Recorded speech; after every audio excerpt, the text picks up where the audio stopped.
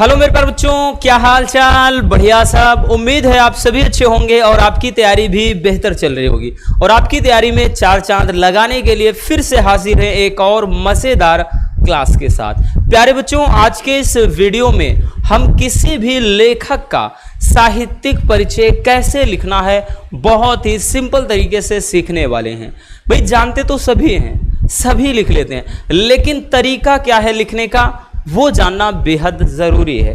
क्योंकि जब तक आपको सही तरीका नहीं पता होगा बच्चों, पूरे नंबर आपको कभी नहीं मिलेंगे। और वैसे भी हम इस टॉपिक की बात करें बच्चों, जो जीवन परिचय वाला टॉपिक होता है, ये आपके बोर्ड एग्जाम में अगर हम बात करें तो 5 नंबर में पूछा जाता है। ठीक है। और एक चीज़ याद रखना बच्चों, ये 100% पूछा जाने वाला टॉपिक है। मतलब ऐसा नहीं है कि पढ़ लेंगे पता नहीं आए कि ना आए, ऐसी कोई बात नहीं है बच्चों। ये 100% क्लियर है कि पूछा जाएगा। ठीक है। क्योंकि बहुत सारे बच्चे इसमें ये बोलते हैं कि सर इसको लिखना कितना होता है, तो आपको बोर्ड पहले से ही बोल देता है। पेपर में अगर आप ध्यान देंगे बच्चों तो लिखा रहता है भैया, अधिकतम जो शब्द सीमा है 80 शब्द।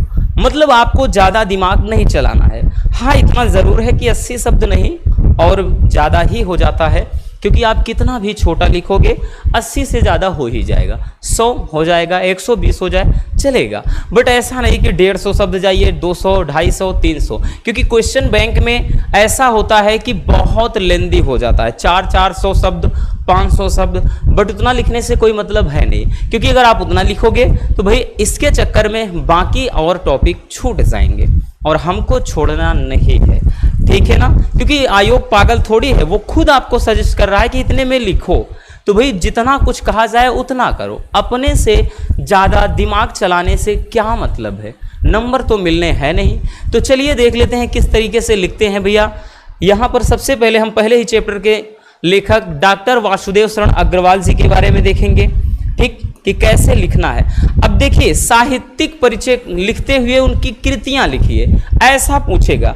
अब साहित्यिक परिचय का मतलब ये नहीं होता कि केवल साहित्यिक परिचय लिखा जाए, है ना। क्योंकि बहुत सारे बच्चे ऐसे बोलते हैं कि सर क्या साहित्यिक परिचय कहता है तो जीवन परिचय लिखना होगा।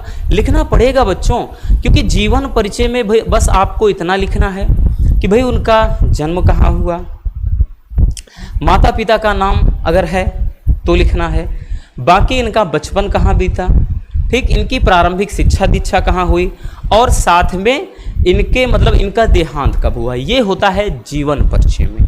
ज़्यादा कुछ नहीं लिखना, याद रखना। ठीक है ना। चलिए भैया देखते हैं कैसे लिखना है, और आप छाप कर रख लीजिए बच्चों, कॉपी और पेन के साथ बैठिए। सेम हूबहू इसी तरीके से लिखना है, ज़्यादा एक्स्ट्रा दिमाग चलाने की ज़रूरत नहीं है। ठीक, चाहे जो हो, चाहे जिस भी लेखक का लिखेंगे, कैसे लिखेंगे, आज एकदम क्लियर हो जाएगा। ठीक है।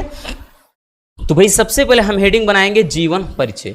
जीवन परिचय में देखिए प्रमुख हमने बताया ना, जन्म कहाँ हुआ, माता पिता कौन थे, बचपन कहाँ बीता, इनका प्रारंभिक शिक्षा दीक्षा कहाँ हुई, देहांत कब हो गया, बस इतना लिखना है। तो लिखेंगे डॉक्टर वासुदेव शरण अग्रवाल जी का जो जन्म है सन 1904 ईस्वी में मेरठ जिले के खेड़ा नामक गांव में हुआ था। अब देखिए, आप जब भी बोर्ड एग्जाम में लिखेंगे बच्चों, अगर आता है ठीक, तो यहाँ पर जैसे मेरठ के खेड़ा जिला हो गया, तो ये प्रमुख वाला जो है आप काली पेन से थोड़ा हाईलाइट कर सकते हैं। ठीक, ताकि एग्जामिनर की निगाह सबसे पहले उसी पे पड़ जाए। ठीक है ना। ये तो इनका जन्म कहाँ, यूपी के मेरठ जिले के खेड़ा नामक गांव में हुआ था। ठीक, आपको स्टार्टिंग के बस 3 याद रख लेना है, बस तीनों हम करवा देंगे, 3 से 4, परेशान नहीं होना, 5 नंबर एकदम श्योर हो जाएंगे। ठीक है। आगे लिखेंगे भैया कि इनके माता पिता लखनऊ में रहते थे। ठीक है ना। 1 मिनट भाई, अपनी थोड़ी दवा ले लें हम, पानी है, गला सूख जाता है। अभी तो भाई डॉक्टर ने बोला है ना कि थोड़ा आराम करिए। देखिए, इनके माता पिता लखनऊ में रहते थे, अतः इनका जो बचपन है वो लखनऊ में ही बीता था बच्चों।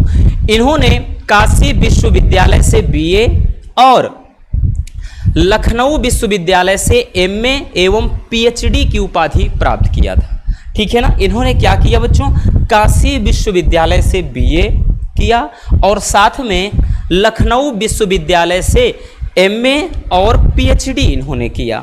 आगे लिखना है कि इन्होंने पाली, संस्कृत, अंग्रेजी आदि भाषाओं का गहन अध्ययन किया। मतलब हिंदी के साथ साथ इन्होंने क्या किया भैया, पाली भाषा, संस्कृत भाषा, अंग्रेजी भाषा का अच्छा मतलब अध्ययन किया। इनको अच्छा नॉलेज था इन सभी लैंग्वेज का। ठीक है, हिंदी साहित्य की सेवा में लीन यह महान व्यक्ति 27 जुलाई सन 1967 ईस्वी को भारत माता के चरणों में हमेशा के लिए सो गया। कहने का मतलब है भैया इनका 27 जुलाई सन 1967 ईस्वी को देहांत हो गया। ठीक, तो ऐसा लिखते हैं तो थोड़ा अच्छा लगता है देखने में भी, सुनने में भी। ठीक, अगर आप लिखेंगे इस तारीख को ये मर गए तो थोड़ा अजीब लगता है ना। आप जब लिखेंगे कि चरणों में मतलब भारत माता के चरणों में सो गए, हमेशा के लिए चिर निद्रा में सो गए या परलोक सिधार गए, तो ऐसा थोड़ा देखने में और लिखने में, सुनने में भी थोड़ा अच्छा लगता है। ठीक है ना, तो इस तरीके से लिखना होगा भैया आपको जीवन परिचय के अंतर्गत। चलिए भैया इसको स्क्रीनशॉट कर लीजिए। हो गया बच्चों। चलिए अब देखते हैं साहित्यिक परिचय। अब देखिए साहित्यिक परिचय में क्या लिखना है भैया, हेडिंग बनाएंगे साहित्यिक परिचय, और यही प्रमुख होता है। याद रखना, जीवन परिचय तो लिखना है बट साहित्यिक परिचय प्रमुख होता है, ये थोड़ा बड़ा लिखना होता है। ठीक, बट उतना भी ज़्यादा बड़ा नहीं, क्योंकि भाई हमको क्या करना है 80 शब्दों में निपटाना है, 100 हो जाए चलेगा, ज़्यादा नहीं। ठीक है, देखिए साहित्यिक परिचय में लिखेंगे भैया कि डॉक्टर वासुदेव शरण अग्रवाल ने कविता लेखन से अपना साहित्य प्रारंभ किया। ठीक है ना, देखिए साहित्यिक परिचय में यही होता है कि साहित्य के क्षेत्र में इनका क्या योगदान था। ठीक है ना, यही सब कुछ लिखना होता है। और यह लखनऊ एवं मथुरा के पुरातत्व संग्रहालय में निरीक्षक थे और केंद्रीय पुरातत्व विभाग के संचालक थे, और साथ ही राष्ट्रीय संग्रहालय दिल्ली के क्या रहे बच्चों, अध्यक्ष रह चुके हैं। ठीक है ना, आगे लिखेंगे कि इन्होंने साहित्य जीवन में साहित्य के साथ साथ पुरातत्व को भी अपने अध्ययन का विषय बनाया।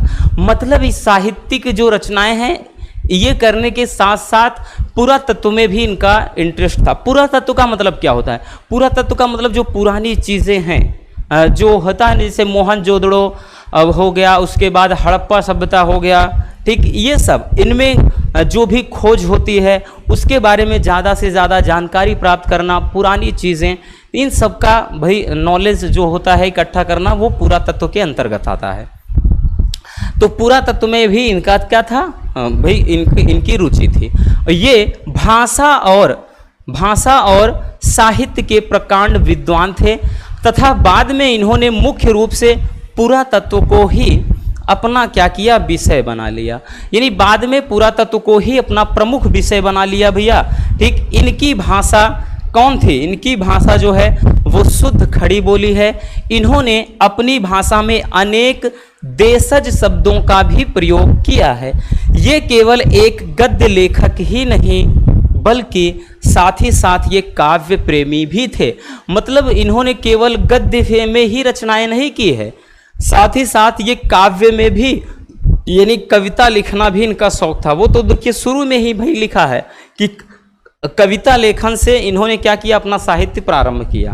तो ये गद्य नहीं बल्कि काव्य क्षेत्र में भी इनकी रुचि थी। कहने का मतलब ये काव्य प्रेमी भी थे। क्लियर, तो ये आपको इतना कुछ लिखना है बच्चों, किसमें, साहित्यिक परिचय में। चलिए इसको भी स्क्रीनशॉट कर लीजिए। हो गया। अब चलिए देखते हैं, अब लिखना है कृतियां। अब देखिए कृतियां में क्या लिखेंगे भाई, कृतियां या फिर रचनाएं हेडिंग बनाएंगे। इसमें लिखना है कि डॉक्टर वासुदेव शरण अग्रवाल जी ने निबंध संग्रह, शोध तथा संपादन के क्षेत्र में महत्वपूर्ण कार्य किया। इनकी प्रमुख रचनाएं निम्नलिखित हैं। अब देखिए ये आप लिखे या ना लिखे, डायरेक्टली आप लिख दीजिए इनकी रचनाएं निम्नलिखित हैं। अब इनकी रचनाओं में सबसे पहला है भैया निबंध संग्रह। निबंध संग्रह अभी हम आपको बताते हैं बच्चों, याद रखिएगा। ठीक है, कि आपको किस तरीके से लिखना। मान लेते हैं ये सब कुछ नहीं पता, कुछ नहीं आता, तब कैसे लिखेंगे, उसके लिए भी हम बता रहे हैं। देखिए निबंध संग्रह इनका कौन है, कल्पवृक्ष, कल्पलता, पृथ्वीपुत्र, वाग्धारा, वेद विद्या आदि। उसके बाद इनका शोध ग्रंथ क्या है, पाणिनिकालीन भारत। फिर उसके बाद संपादन क्या है, पद्मावत और हर्षचरित। ये इनकी रचनाओं में हो गया।